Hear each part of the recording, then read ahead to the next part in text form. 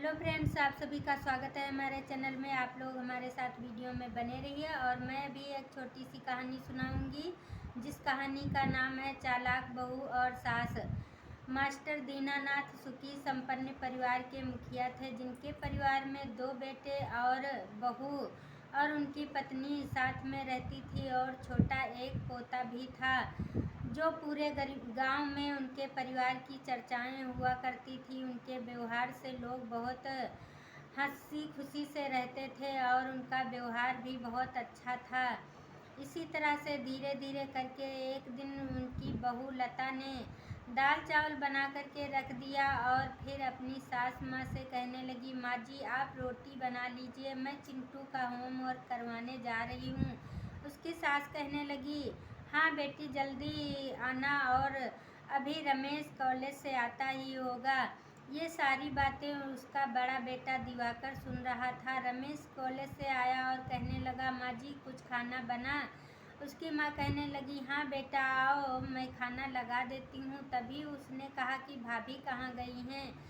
तो उसकी माँ कहने लगी, अरे बहू चिंटू का काम करवा रही है, होमवर्क अभी आ जाएगी और मैं खाना लगा देती हूँ। फिर दिवाकर अपने कमरे में गया तो देखा उसकी पत्नी मोबाइल चला रही थी। उसने कहा, अरे लता तुम मोबाइल चला रही हो और वहाँ माँ जी खाना बना रही हैं। और उसने तुरंत खड़ी हो करके कहने लगी, अरे हाँ माँ जी खाना क्यों बना रही हैं, मैं खुद ही खाना बना के आई हूँ। उसने कहा, नहीं मैं अपनी आँखों से देख करके आया हूँ, माँ जी किचन में रोटियाँ बना रही हैं। तो कहने लगी, तो कौन सी बड़ी बात हो गई, और मेरी दादी ना 100 साल की बूढ़ी हो गई हैं, फिर भी सारे परिवार के लिए खाना बनाती हैं। दिवाकर कहने लगा, तो तुम्हारे परिवार की परंपरा जैसी है, क्या यहाँ भी ऐसे करोगी? और मन यही तो करता है मैं सर अपना फोड़ लूँ दीवार में। उसने कहा, हाँ हाँ फोड़ लो सारा बवंडर बना करके, और तुम मेरे पे गुस्सा दिखाते हो, तुम्हारी माँ ने कुछ कान भर दिया होगा। उसने कहा, नहीं मेरी माँ ने तो कुछ भी नहीं कहा। और फिर वहाँ से लड़ते हुए बाहर निकली तो देखा उसकी सासू माँ पीछे से आवाज़ दे रही, अरे दिवाकर बेटा तू भी खा ले खाना। दिवाकर वहाँ से तुरंत खाना पीना खा करके बाहर सारे लोग निकल गए। और फिर धीरे धीरे वक्त बीतता गया। अब क्या लता इधर काम धंधे तो कुछ भी नहीं करती थी, दिन भर मोबाइल चलाया करती थी और उसकी सास दिन भर काम किया करती थी। धीरे धीरे काम करते करते एक दिन उसकी सासू माँ बीमार पड़ गई। तभी बहुत बीमार होने के कारण उसने काम नहीं किया और चुपचाप लेट गई। तो लता ने कहा, क्या हुआ माँ? उसने कहा, बेटा बहुत सर दर्द कर रहा है, कुछ काम करने का मन नहीं करता है। उसने चुपके से बड़बड़ाते हुए कहा, हाँ काम ना करने का बहाना है। उसने कहा, बहू कुछ कहा तुमने? लता ने कहा, नहीं माँ जी मैंने तो कुछ नहीं कहा। वहाँ से बड़बड़ाते हुए अपने कमरे में चली गई। फिर क्या, अब उसी को सारा काम करना पड़ता था। मास्टर दीनानाथ ने कहा, बहू तुम घर का ख्याल रखना, मैं इनकी दवा लेके आता हूँ। तुरंत उनको लेकर अपनी पत्नी को लेकर डॉक्टर के पास गए। फिर वहाँ डॉक्टर ने बताया 1 महीने तक बेड रेस्ट करेंगी और इनसे काम धंधा कुछ भी नहीं हो पाएगा। आते ही दीनानाथ अखबार पढ़ना शुरू कर दिया। तभी लता पानी लेकर के गई और कहने लगी, बाबूजी क्या हुआ माँ जी को? डॉक्टर ने क्या बताया? उसने कहा, इनके पीलिया है, इनको 1 महीने के लिए आराम करने के लिए डॉक्टर ने कहा है। यह सुनते ही उसके बहुत तेजी से गुस्सा आई। कुछ दिन तक धीरे धीरे उसने काम किया। फिर अपने पति दिवाकर से कहने लगी, अब मैं अलग रहना चाहती हूँ, बिल्कुल भी एक में नहीं रहूँगी, मैं काम करते करते थक जाती हूँ। दिवाकर कहने लगा, ठीक है, जब तक माँ की तबीयत ठीक नहीं हो जाएगी तब तक मैं अलग नहीं रहूँगा और फिर देखा जाएगा। इसी तरह से कुछ दिनों के बाद उसकी सासू माँ की तबीयत ठीक हो गई और कहने लगी, अब आप बात करके देखिए।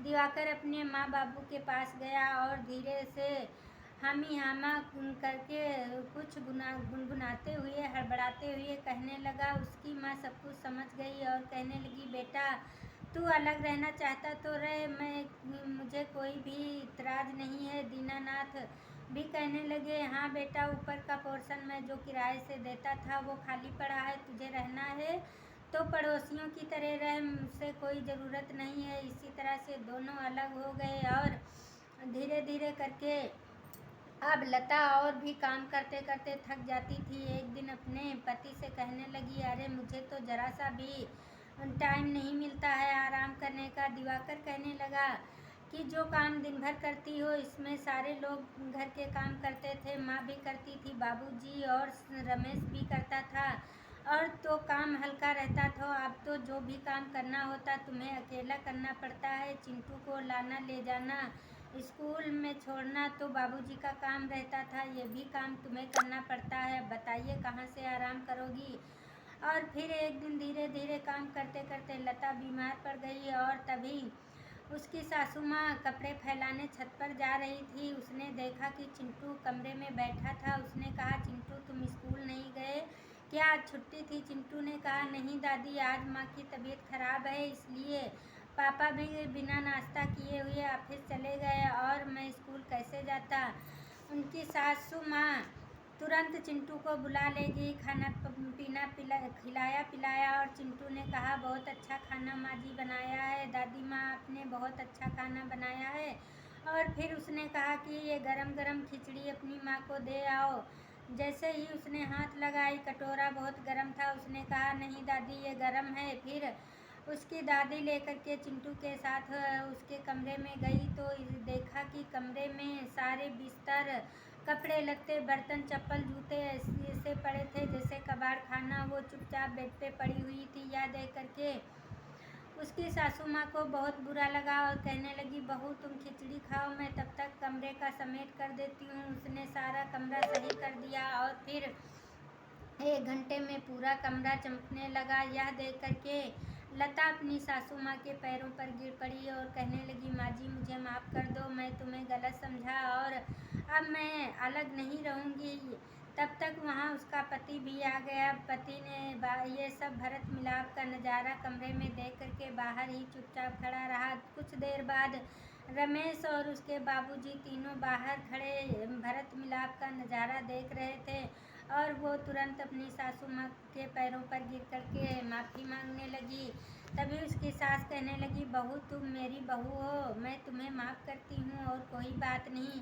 तभी सभी लोगों से बाहर निकल करके लता ने माफ़ी मांगी। सभी लोगों ने कहा, ठीक है, सुबह का हारा खोया हुआ घर आ जाए तो उसे खोया नहीं कहा जाता है। और तुरंत अपने गले से लगाया और कहा, चलो हम लोगों ने तुमको माफ़ किया। और लता कहने लगी, मैं अब कभी अकेली नहीं रहूँगी, अलग और सबके साथ रहूँगी। सब लोग एक साथ मिल करके परिवार में रहने लगे। तो कहा जाता है कि बड़े बुजुर्गों का कहना मानना चाहिए। जो भी बड़े बुजुर्ग कहते हैं वो अच्छे के लिए कहते हैं। तो हमें इस कहानी से यही शिक्षा मिलती है कि बड़ों का आदर सम्मान करना चाहिए, उनकी बातों को बुरा नहीं मानना चाहिए।